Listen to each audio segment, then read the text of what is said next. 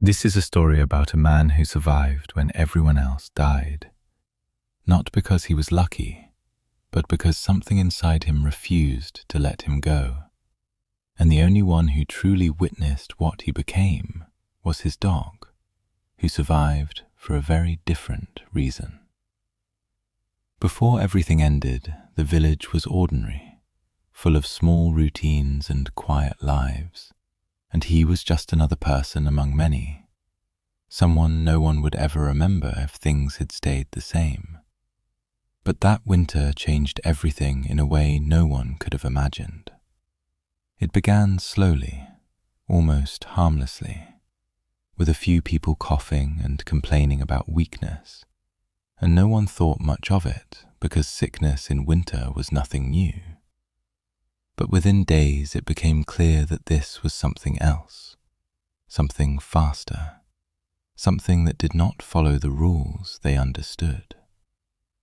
The first man to fall seriously ill was someone he knew well, and instead of staying away like the others, he chose to help, bringing him water, sitting beside him, listening to his breathing grow heavier, convincing himself that staying close was the right thing to do, that fear should not separate people in their worst moments. But that choice would become the reason everything else happened. The sickness spread without mercy, moving from one house to another, from one person to the next, until the entire village felt like it was holding its breath, waiting for something it could not stop.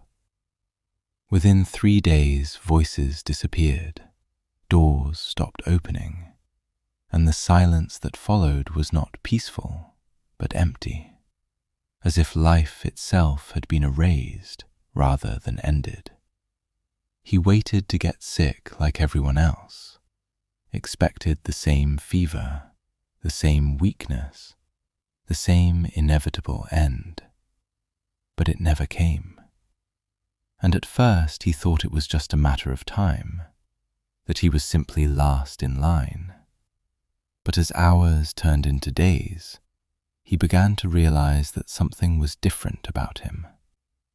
When the final night passed and no one else was left, he stepped outside into a village that no longer felt real, calling out names that had no answers, walking through open doors and empty rooms, trying to convince himself that someone, anyone, would still be there. But the truth was unavoidable.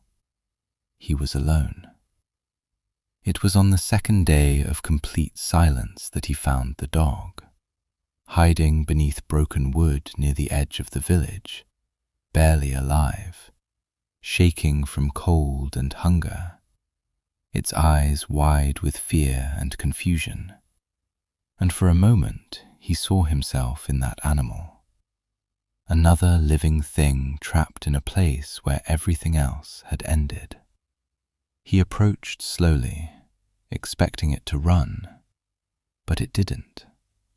And that alone felt strange, as if the dog had already accepted that there was nowhere else to go. He carried it back with him, gave it what little food he could find, and stayed beside it through the night, unsure whether it would survive. But by morning the dog was still breathing, still there, and that became the first sign that he was not the only one left behind. He named the dog Ash, not because of anything meaningful, but because everything around them already looked like something that had burned out and left nothing behind. In the following days, survival became routine, moving from house to house, gathering what remained, trying to build some kind of order in a place that no longer had any structure. And during that time he noticed something that didn't make sense. While the dog struggled with hunger, needed warmth, and grew weak when it didn't eat, he himself felt almost untouched by the same conditions. Days passed where he barely ate, nights where the cold should have been unbearable, yet his body remained steady, unchanged, as if it no longer followed the same rules as before. At first he ignored it, choosing to focus on simple survival. But Ash did not ignore it. The dog watched him constantly, especially at night, as if trying to understand why the one person it depended on no longer behaved like a normal, living being. The nights became heavier as time went on, not because of fear of the outside, but because of something internal, a quiet presence that he could not explain, something that felt like it had always been there, but had only now begun to reveal itself. He started to dream, not ordinary dreams, but memories that were not his. Scenes of the village before it fell, but seen from different perspectives, from different eyes, as if he was not remembering, but being shown something. And in those dreams, the people who had died did not look at him with fear or anger, but with recognition, as if they understood something he was only beginning to realize. Around the 5th or 6th day after everything ended, Ash began to change its behavior, not becoming aggressive, but cautious, creating small distances, hesitating before coming close, sometimes stopping at the entrance of a room and refusing to go further, as if something inside that space was wrong, even when nothing visible had changed. One particular day, when the sky was dull and the air felt heavier than usual, the dog refused to enter a house they had already used before, letting out a low, warning sound. And for the first time, he felt something clearly shift inside him, not physically, but mentally, as if a door had opened somewhere deep within his awareness. That was when the realization began, not all at once, but in pieces, fragments connecting slowly until they formed something he could not deny. He remembered the first man who had fallen sick, how close he had been, how he had stayed without fear, how he had listened to his final breaths.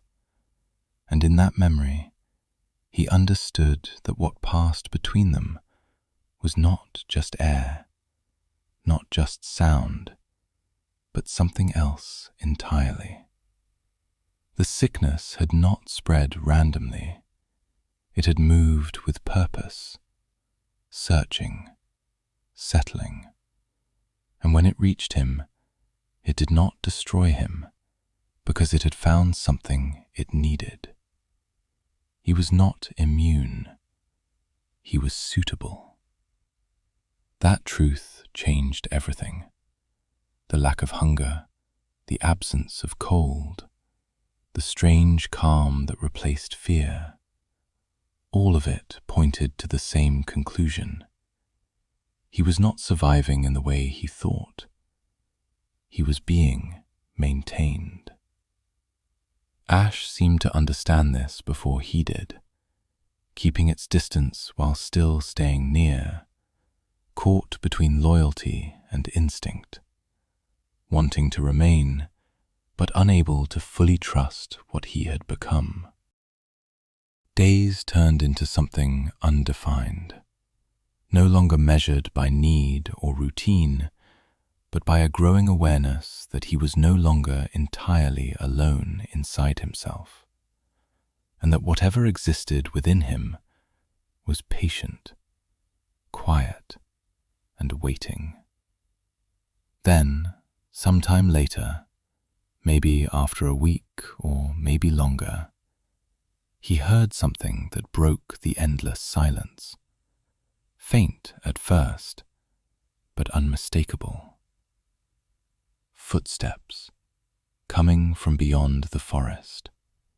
Careful, slow, belonging to someone who was still alive.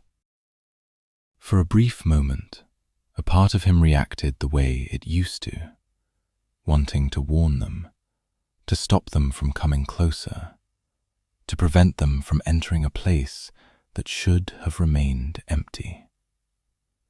But that reaction felt distant, weaker than the other feeling that rose at the same time, something that did not want to stop them, but to let them come closer. He stood at the edge of the village, listening as the sound grew clearer, and without fully realizing it, he stopped thinking about survival altogether. Ash moved back, staying behind him, refusing to step forward, its body tense, its instincts louder than ever, understanding what was happening even if it could not explain it. When the figure finally appeared through the trees, he did not move, did not speak, did not warn them, because the truth had already settled in completely. He had never been the last survivor of something terrible. He had been the continuation of it.